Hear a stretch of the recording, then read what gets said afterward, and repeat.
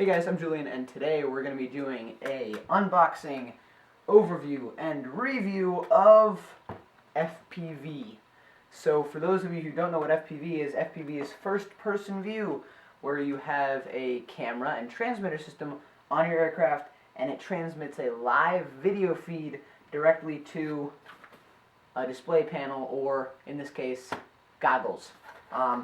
So I put down the money on some Fatshark teleporter V4s, which is the Horizon Hobby Fatshark partnership, and I got the entire kit, and so I'm going to be showing you what it looks like taking it out of the box, a little overview of it. Let's get started with unboxing. Okay, so we start out just with the box, and it's got all the standard stuff on it, you know, FPV, VR1100, digital head tracking, which we'll go over in a little bit. On the back side you've got all the features. Down here, I don't know if you can read it, it says, it says requires a 2S LiPo battery charger. And that's something that I'll go into in a little bit, but if you don't have a precise balancing charger, then you're going to need to buy a separate 2S LiPo charger. Okay, so let's go ahead. Okay, so let's go ahead and open up the box.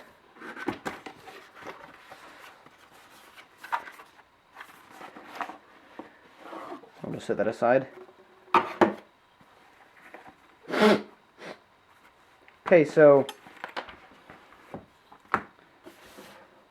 inside you've got your instruction manual. Very good to read through that.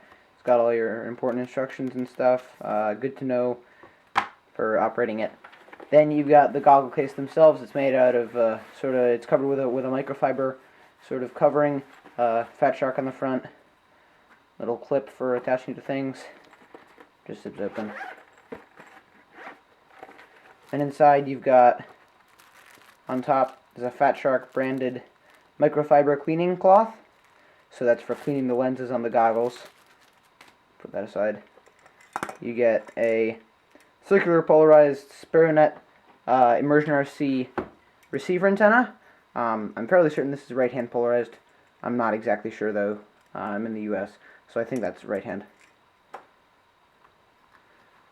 You get a battery. This is 760 milliamp hour, 7.4 volt LiPo. You know, 2S just plugs into your headset right here. It's very light, that this battery is. It's not as heavy as you think. Maybe if you've got other stuff, and it's very slick too. Sort of a gloss, almost. Okay, then on the goggles themselves, first thing obviously you've got your eyepieces. Nice little rubber eye cups, comfortable when you're wearing them. And then you've also got diopter inserts right inside of the eye cups if you wear glasses, and they sell those in 2, 4, and 6 prescription sizes. Then up here you've got your control buttons. This is the channel up down. With the immersion band you get 7 channels with these goggles. Then you've got volume up down. If you fly with a transmitter unit that transmits audio as well as video, then you'll be able to adjust that, and you've got an earpiece plug-in right here if you want to listen to audio transmission. Then you've got the image button right here, and for that, it's vertical presses controls the digital head tracker. And what digital head tracking is it zooms in the picture on the camera, and then it'll move that zoom across the frame. If you don't have the head tracking turned on, then you'll get a very wide view. Some people might like the head tracking. I mean, it's just a gimmick, but what it does is it makes it feel more natural, because you can turn your head and you'll be able to see, or it tricks you into thinking that you're seeing more. So it's just something that makes the entire experience feel more natural, even though it doesn't actually give you any increased amount of vision.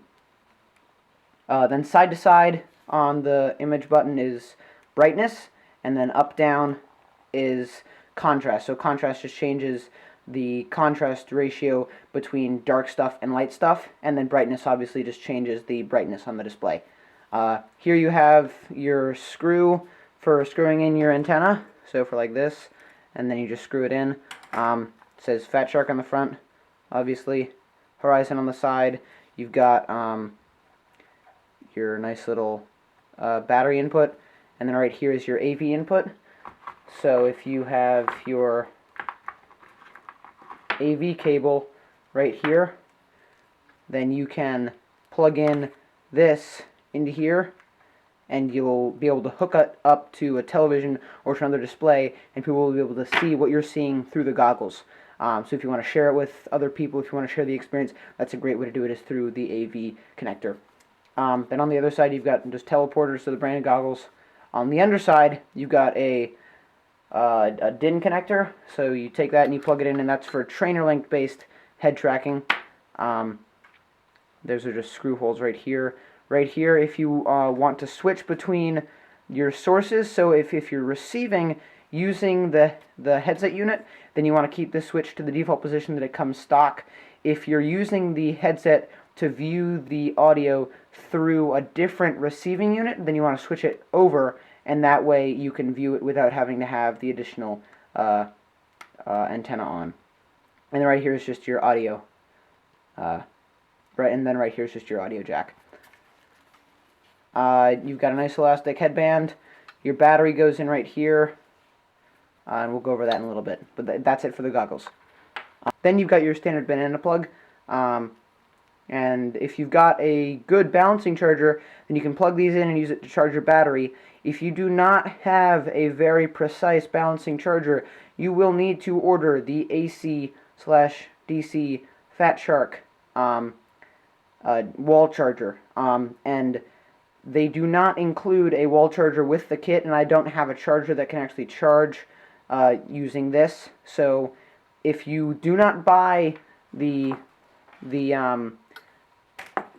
headset as a complete bundle with the camera, which is the $350 bundle, then it will not come with an AC wall charger.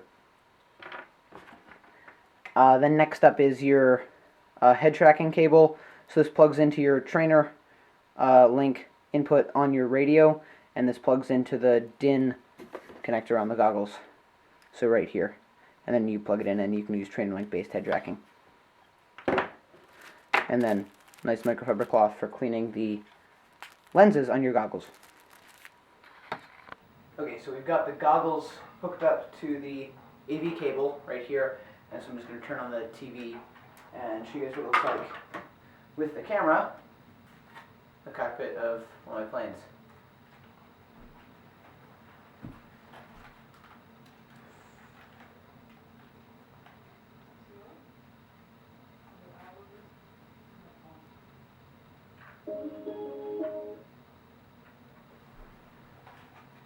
So here we go. Hi, my name is Veronica. My daughter Madeline has an appointment that just got changed to 45. I'm thinking that would be going to be too late. It's because the roads are white out here already. So I think we're just going to have to try and reschedule. But if you guys want to go ahead. You can see, you know, it's very, very good quality for what you're getting with the, I mean, like, you can see everything through the windshield okay.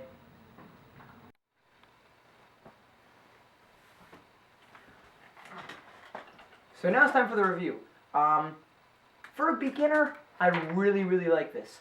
Sure, there are really more expensive things that you can do to get into it, but this, for the money, for $250, that's relatively cheap when you're talking about FPV, but it's really, really good for a beginner. I was really blown away by the quality. I was really not expecting anything significant at all, but the quality that you get with this when you're looking through the goggles is really spectacular. And it's Fatshark, it's Immersion gear, which are probably two of the most well-respected names in the field of FPV. Fatshark is a great goggle manufacturer. They're probably one of the best well-known. I know there are other goggle manufacturers out there, but Fatshark is probably one of the best in terms of FPV and just in terms of how well-known they are. But the entire system, for a beginner system, you really can't beat the price or the quality that you get, because really, I mean, you're getting a good system that you can start out with. For flying with it, I do recommend that you have a small, sort of slow aircraft that you can mount it on. I used my Ember 2 to practice, and now I've moved up to bigger things like my Carbon Cub and my Beast 3D, which I've been flying on. And those are all nice because, you know, you can go fast. I've got a nice little scale cockpit set up on my Carbon Cub, so it's nice to be able to fly around. And it's really just a truly immersive experience that is great if you've gotten into the hobby and you want to get into something a little bit more. Talking about antennas, they do sell, Immersion sells patch antennas, which are for maybe giving you a little bit more punch to get greater range. The range on this video transmission system, it's a very low power system. I mean, we don't have the actual specs for it, but most people think that it's 10 to 25 milliwatts, which is below the requirement for FCC certification. But you don't really get a whole lot of range. You get 300 feet, 400 feet, and it varies a lot, which can sound like a little bit when you're talking about ultra micro stuff, but if you want to maybe just cruise around, maybe go up to higher altitudes without having to worry about getting noise in your video, then you might want to look at something a little bit bigger, which is where you get patch antennas or helical antennas, and you can buy headset-mounted helicals or headset-mounted patch antennas that will give you a bigger boost in range without having to get a better camera system or anything, because really a large part of how far away you can fly in your range is dependent on your antenna that you have for your receiving unit, and so that's really important. RC Groups is a great resource if you want questions, if you've got questions, if you want answers, if you just want to talk about the hobby or whatever aspect you're interested in. Great for talking about stuff, asking questions, and you'll get a lot of good information on RC Groups. So be sure to check that out if you're looking to get into FPV or just into the hobby in general. Let's see, moving on to, I guess, this sort of stuff. Good to have. You can hook it up to your TV and share the experience with everyone. Sure, it's nice to maybe let the cousins try on the goggles and they can have fun and, you know, just take them up for a spin, but if you really want to like have a bunch of people watching at once, you get your AV cable, that's good. These things, I mean, for $250 you'd think they could have just thrown in a standard wall charger, but if you're getting the goggles only system, they don't, which, I mean, it's sort of annoying, but because I can't charge because I don't have like a specific balance charger, you do have to order the AC wall adapter if you don't have a charger that can really charge the Fatshark batteries, and that's $13. Order through your local hobby store if you can, good way to support them, and yeah. It's an expensive part of the hobby. FPV can go into thousands of dollars, and for the professionals, you can even like tens of thousands of dollars. So I mean, there's really no limit. It's how deep your pocket is and how fat your wallet is and how much you're willing to spend on it. Certainly these are probably the cheapest ones that you can get from Fatshark out there, $250, which I think is great. I mean, I sold a bunch of my old stuff to be able to get these, which is pretty good. But you can always move up. But for a beginner, if you're spending $250, don't go for Dominator HDs. Don't go for a $700 package with Trinity head tracking and a 3-axis camera gimbal and everything, because it's not worth it when you're just starting out. Sure, if you really love FPV and you really want to advance in it, then you can go into the $700 and $1,000 stuff down the road.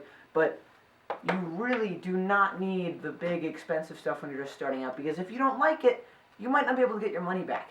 And that's a big chunk that, for these two. But for a beginner, if you're just starting out, these are good, they're relatively cheap, this is what I'd go for. So yeah, if you've got any questions, be sure to put a comment below, and I'll see you guys out there. Happy flying.